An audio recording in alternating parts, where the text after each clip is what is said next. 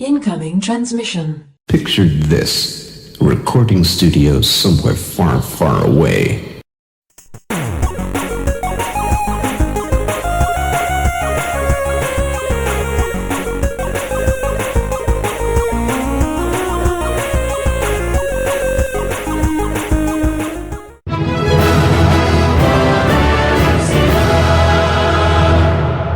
Welcome, Watchers of Illusion, to my Castle of Confusion. It's the 24th of January, and I'm looking at Teenage Mutant Ninja Turtles, The Coin Op, on the Amiga, developed by Imageworks, and released in 1989. Really nice music here, by the way, by Mr. Giraud Tell, and I'm hoping that that's going to continue on through the game, which would be really quite nice. This is based on the Coin Op version of the game, of course, so you have one or two players, which I believe is simultaneous, so you've got cooperative play, always a good thing. We like cooperative play, so I'm gonna bust out some moves with our who should we pick? Donatello. Oh, cool. Okay, so that's a bit speedy, but it is arcade relevant. That's not too bad. That is actually quite like the arcade. I like it a lot. So that's kicking off to a good start, because that is how the arcade game actually starts. So that's really, really nice. Kind of nice, impressive. Bit of a loading time here, by the way. We'll get into the game. Here we go. And actually, presentation. First impressions is it's the arcade game, but we're going to look a bit deeper than that, because first of all, his bandana is brown, and the rest of his kit is blue, so I'm not quite sure what that's about, but he should have purple headband and purple on his knee pads and elbow pads, but there we go. But it's Teenage Mutant Ninja Turtles, the arcade game, on the Amiga. Not sure where these guys are coming from. I'm pretty sure that on the arcade game it was a case of just sort of yellow bad guys and purple, like the proper Foot Clan. It's all right. It's all right. Graphically, it's actually not bad at all. It's no arcade game though, but there we go. Very busy on screen. Very busy. Let's just have a look at the heads. The heads-up display. That's what I'm looking for.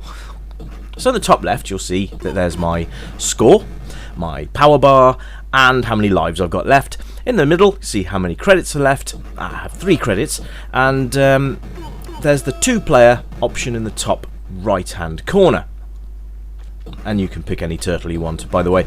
Doesn't matter which turtle you pick, they all seem to have blue pads on. They have the different coloured masks, but the pads, no. Sound-wise, I'm not overly impressed. It's weird. They've taken away any sort of in-game music, and all they've done is kind of replaced any sort of music with these big groans and thuds, and it just doesn't make much sense. It's really because you're like, the turtles just moan when they get hit. It's a bit strange. Controls are fairly easy. Up, down, left, right. We'll take you up and down and left to the right of the screen. Fire button. Pretty much does that. Attacks. It just attacks. There we go. Different directions don't seem to do much. If you want to do a jump kick, then you hold the fire button and then you push up into the direction you want to jump into, and you'll do this big flying kick. Now, the one thing I've noticed, I've just lost a life there. One thing I've noticed is that the screen is incredibly busy, and it's quite easy. You can see how quick my health's going down. It's quite easy to get killed here because of the amount of peak characters on the screen. They've put more enemies in this than they did in the arcade version, and I'm not sure why. It's a bit strange. Also, they've kind of not paid any attention to the fact that these characters, or some of these characters, didn't actually belong in these screens at all. The loading pauses as well. We're about to face a boss. It's kind of cool. They've crammed as much of the arcade in as they can, but they've sacrificed a lot as well. This does suffer a little bit from ping pong, where you get stuck in the middle of 2 enemies, or stuck between a wall and an enemy, and then you sort of get ping ponged to death, which gets frustrating. it gets frustrating. It's nice to see that they have paid attention. The only thing I would say, there you go, game over already, but we have credits. We will continue because we'll see if we can get through another stage at least, and show you a bit more of the game. I mean, you could just jump attack this guy, but like you've seen there, he will kick you out of the sky. It's a bit sort of hit and miss. Look how much energy he takes off as well. It's ludicrous. So there you go. I've lost another life already. Animation-wise, I suppose it's all right. I guess it's not too bad. It's not the arcade, and the Amiga I think probably could have done better. But this is running on an A500, bog standard A500. So I mean, you got to give it props for that. I don't know if this game got enhanced for any sort of like music or extra sound effects or anything like that.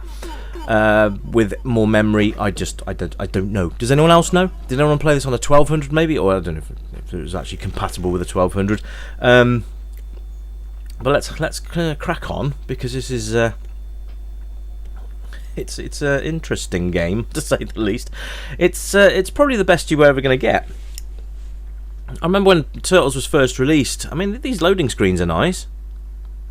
They are arcade perfect almost.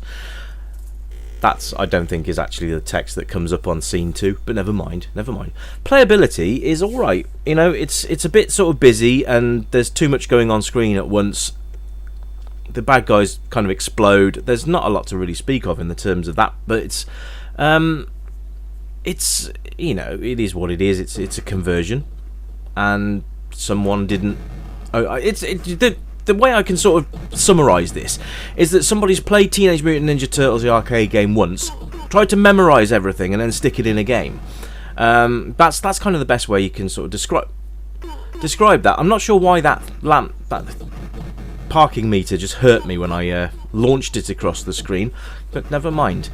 I mean, it's quite nice. They've included as much of the arcade in there as I think they could cram in, which is always a nice thing. You know, attention to detail and all that. But there's just, I don't know, there's quite a bit missing. It's a shame.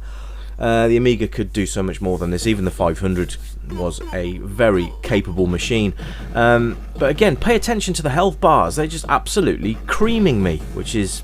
And look at that. They've even included that. Now, let's see if I can fall down there again. There we go. Put the lights out. No speech or anything like that. And look how fast it is without any enemies on the screen. Oh, and then all of a sudden there's this big chunk of slowdown as we suddenly get busy. So unfortunately it does suffer a little bit on that score. I wouldn't say it's even that much fun to play, which is a shame, because I love the arcade game. I'm going to try and get up there now. Pizza time. These yellow guys. I suppose they did have yellow guys on this level. I will give them that. But they didn't have this many. It seems like amazing amounts of mobs on the screen at once. But there we go.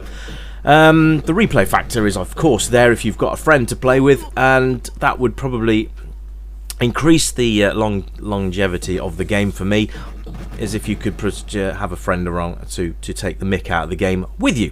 And you probably get quite a bit more done with a two-player as well. And obviously two-player is always more fun than solo, so that's going to pump the score up a little bit, which is nice. The lack of music is really quite a shame, because I think that would have added a lot more to this game than its substandard effort that it is now. At least they've kept that in. The Foot Clan do actually explode out of that board, which is quite nice on the arcade. So there is attention to detail made. Now we're coming up to the second boss now. Do you see where it speeds up quite considerably? It's weird, isn't it? It's like suddenly on acid, and then when the guys came on the screen, it just slows down completely. As far as age group for this game, I would say probably, well, most age groups. Any child that was played the arcade game or a fan of Turtles at the time would probably be alright with this.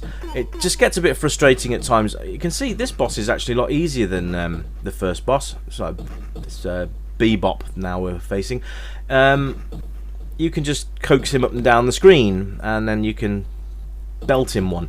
So he's substantially easier, but that's a bit weird. The boss fights seem to be a little bit sort of disjointed in that respect. You can just sort of, you know, coax him up and down the screen, and then knock him on his arse the minute he comes into range.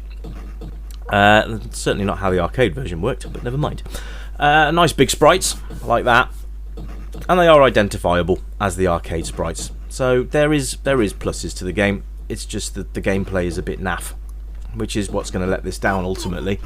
Obviously, it's a side-scrolling beat-em-up, so that's self-explanatory, really, isn't it? And like I said, this is a two-player game at simultaneous, which we always like. We like playing with our friends rather than ourselves, madam. Take that as you will. But there we are. So, yeah, it's Teenage Mutant Ninja Turtles. It's the arcade. It's not the first game that they put out, which I think everybody was expecting to be Teenage Mutant Ninja Turtles the arcade, but it didn't turn out that way. You can see the level design is faithful to the arcade. Again, that's a nice touch. And these rockets are bloody annoying. Right. And I also noticed that the mobs are taking 3 hits to kill now instead of 2. Anyway, guys, I'll leave you with a little bit more footage of this. Thank you for tuning in, as always, and I shall catch you on the next episode. Thank you very much, and hello to new subscribers, and hello to all you existing guys as well. You are awesome. Look forward to any comments. Did you play this game? Did you enjoy it? Did you complete it? More to the point. But there we are. Anyway, guys, I leave you for now. I shall see you again. So you keep it retro, and I'll catch you next time. That's a very big bye for now. Catch you next time. Bye-bye!